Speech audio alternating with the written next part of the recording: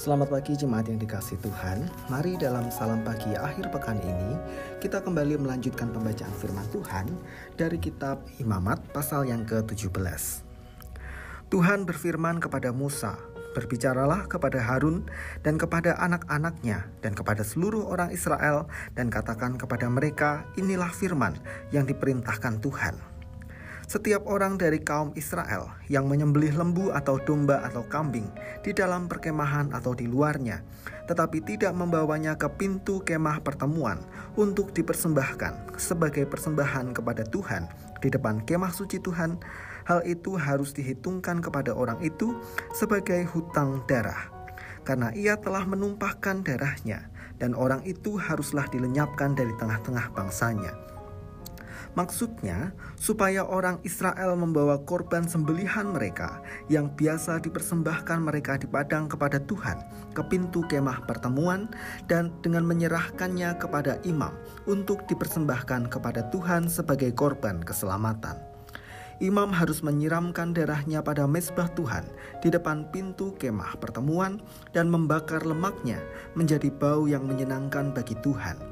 Janganlah mereka mempersembahkan lagi korban mereka kepada jin-jin, sebab menyembah jin-jin itu adalah zina.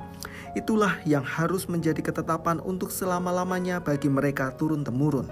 Dan haruslah kau katakan kepada mereka, setiap orang dari kaum Israel atau dari orang asing yang tinggal di tengah-tengah mereka yang mempersembahkan korban bakaran atau korban sembelihan, tetapi tidak membawanya ke pintu kemah pertemuan supaya dipersembahkan kepada Tuhan, maka orang itu haruslah dilenyapkan dari antara orang-orang sebangsanya.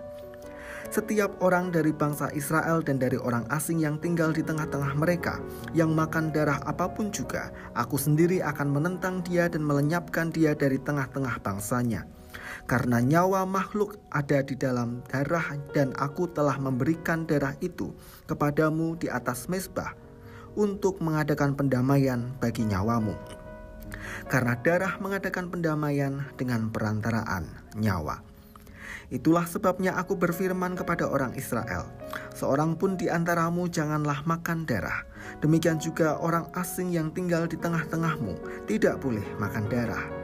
Setiap orang dari orang Israel dan dari orang asing yang tinggal di tengah-tengahmu yang menangkap dalam perburuan seekor binatang atau burung yang boleh dimakan, haruslah mencurahkan darahnya lalu menimbunnya dengan tanah.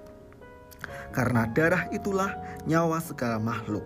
Sebab itu aku telah berfirman kepada orang Israel, darah makhluk apapun janganlah kamu makan, karena darah itulah nyawa segala makhluk. Setiap orang yang memakannya harus dilenyapkan. Dan setiap orang yang makan bangkai atau sisa mangsa binatang buas, baik ia orang Israel asli maupun orang asing, haruslah mencuci pakaiannya, membasuh tubuhnya dengan air, dan ia menjadi najis sampai matahari terbenam, barulah ia menjadi tahir. Tetapi jikalau ia tidak mencuci pakaiannya dan tidak membasuh tubuhnya, ia akan menanggung kesalahannya sendiri. Darah lambang kehidupan. Itulah yang hendak ditekankan dalam perikop kita hari ini, baik darah binatang, apalagi manusia. Darah tidak boleh ditumpahkan dengan sembarangan. Dalam arti, penyembelihan binatang harus dilaksanakan dalam rangka korban bagi Tuhan.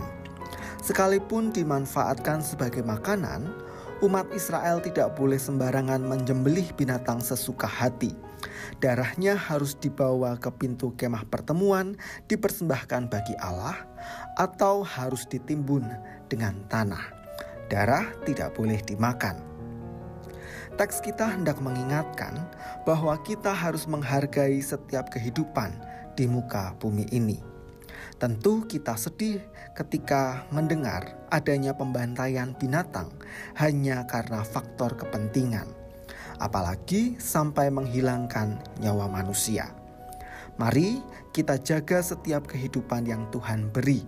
Demikian pula jaga hidup kita, karena sesungguhnya Tuhanlah empunya hidup kita dan seisi dunia. Mari kita berdoa. Kami bersyukur karena kami memiliki Tuhan yang empunya kehidupan. Tolong kami agar kami boleh menghargai kehidupan yang Tuhan beri, baik bagi pribadi kami maupun setiap kehidupan yang ada di sekeliling kami. Kami menyerahkan ya Tuhan setiap aktivitas kami sepanjang hari ini. Biarlah Tuhan memberkati. Di dalam nama Tuhan kami Yesus Kristus, kami berdoa dan bersyukur. Amin.